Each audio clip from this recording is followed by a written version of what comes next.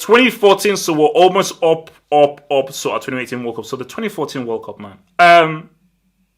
Right off the bat, I think as far as just overall entertainment, this could arguably have been the best World Cup.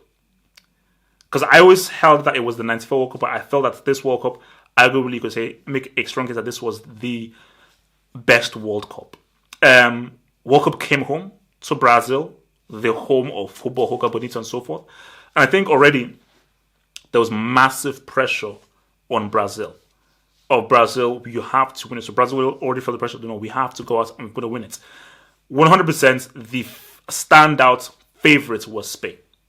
People were looking at Germany. They'd been doing starting with first was Spain. Remember, Spain had won the 2008 Euros, 2010 World Cup, and the 2012 Euros as well.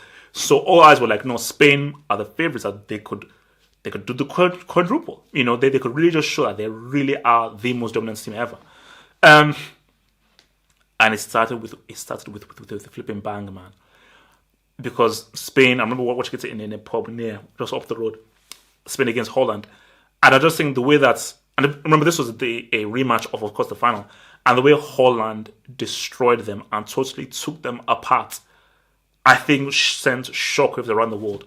One of the most incredible, memorable goals ever scored, the Van Persie goal. And just how Robin just totally took them to the cleaners was amazing. And this was a tournament in which Robin really showed why he's one of the greatest players of all time. Nigeria coming into it, horrible World Cup 4 years ago, but I think they were definitely in much better shape.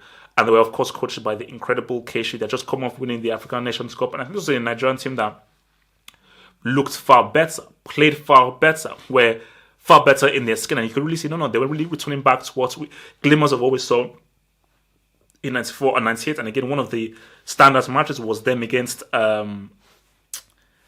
Argentina, where, of course, Messi scored those 2 goals, Musa scored those 2 amazing goals, but they ended up losing 3-2. But just the way they played against Argentina, how exciting that game was, really saw, no, this Nigerian team can maybe go places.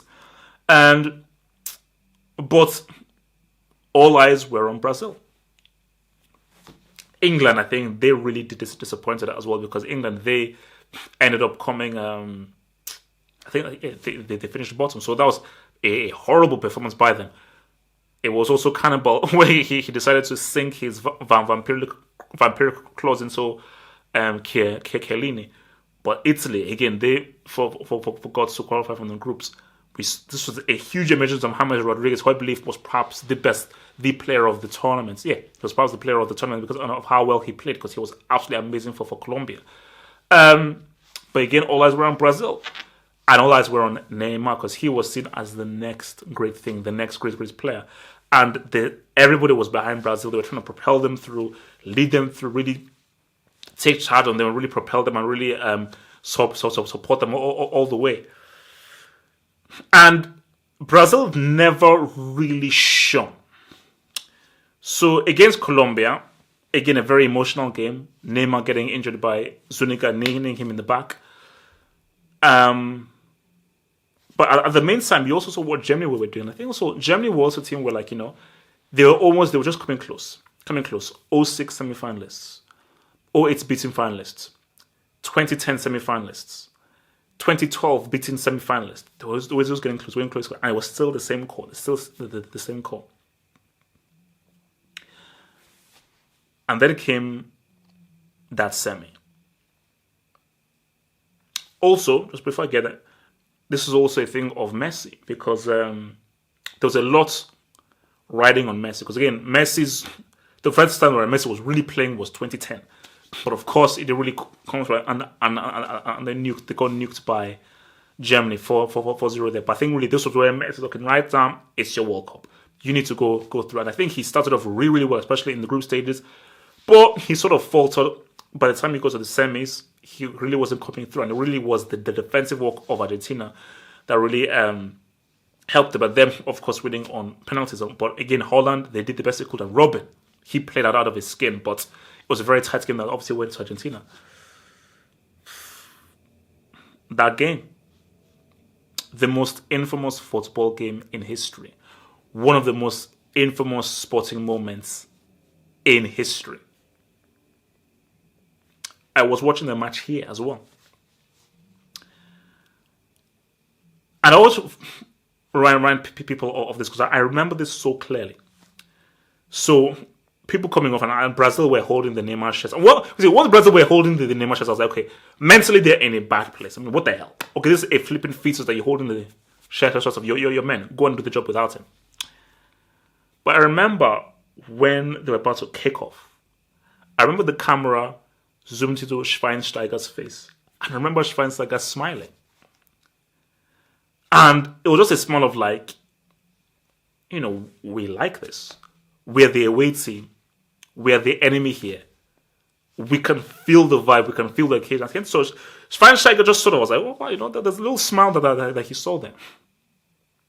So I was like, look, man, this is going to be an amazing game. Brazil, Germany, boom, semi-final. Let's make it happen.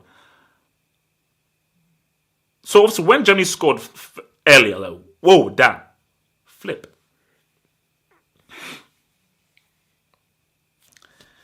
Then when the second thing went in, I was like, oh, damn.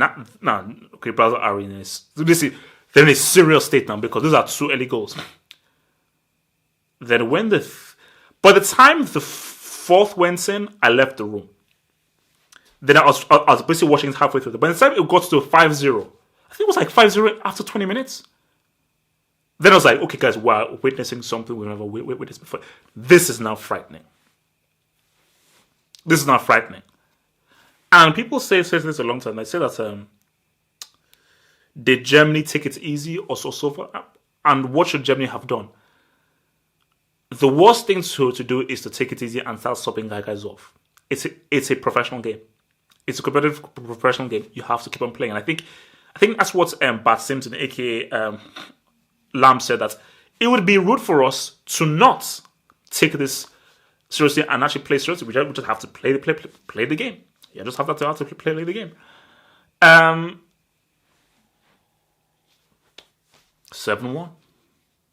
7-1. Speechless. I was like, my God. And once Germany did that, you were like, okay, these guys want to win this competition. Like, I think once Germany did that, like, no, these guys, they want to win this. They really want to win this competition. This is they're not playing. They're not playing at all. And look, Brazil, I still don't know whether they've recovered. The only way Brazil are going to recover from that is that they've got to smack up. They have to disrespect Germany at the World Cup. They've got to disrespect them at this World Cup. That's the only way that they can get over that. So it comes to the final. Again, all eyes were on Messi. All eyes were on Messi. Didn't really show up. And you got to give a shout out to Boateng. Boateng shut him down. Boateng completely and totally shut him down. Because Boateng had an amazing final. Absolutely amazing final. But the team as a whole was huge. Schweinsteiger was huge. I think Schweinsteiger and Boateng had huge games. And you look at Mari and just, extra time. Mario Götze gets brought on. And you know what? It's called seizing your moment. For me, it's the greatest World Cup winning goal I ever scored. Ball coming, I think it was from Scholler. And just the chest and the finish, incredible. And I think, because for me, like I said, that I still believe that Robin was the best player. But I would argue that Bart Simpson was probably the second best player, because people who watch closely, what Bart Simpson, aka Lamb, was doing throughout that World Cup campaign was absolutely amazing. The guy was regulating at that right. He regulated that right back position, which is why people call him crazy.